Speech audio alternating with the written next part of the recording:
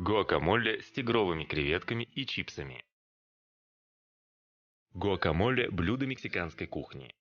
Это закуска из пюрированной мякоти авокадо. Имеет консистенцию густого соуса.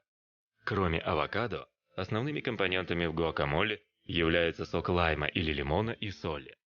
Существует множество рецептов гуакамоле, которые отличаются различными добавками, приправами, а также степенью измельчения компонентов.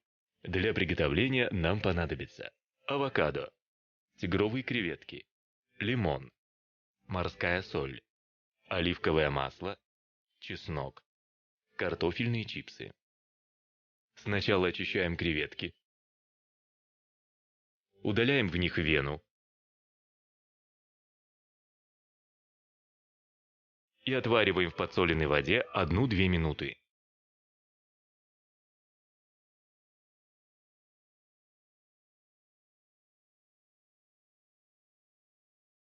Авокадо очищаем от кожицы и косточки.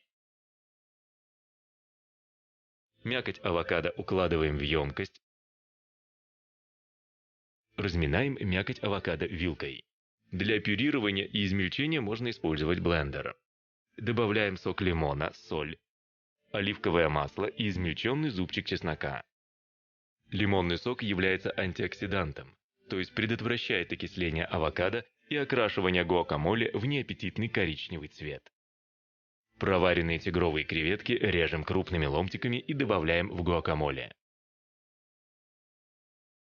А затем сервируем в роксе с картофельными чипсами и долькой лайма. Гуакамоле едят с любыми чипсами, хлебом, а также подают как соус к разным блюдам, особенно к блюдам мексиканской кухни.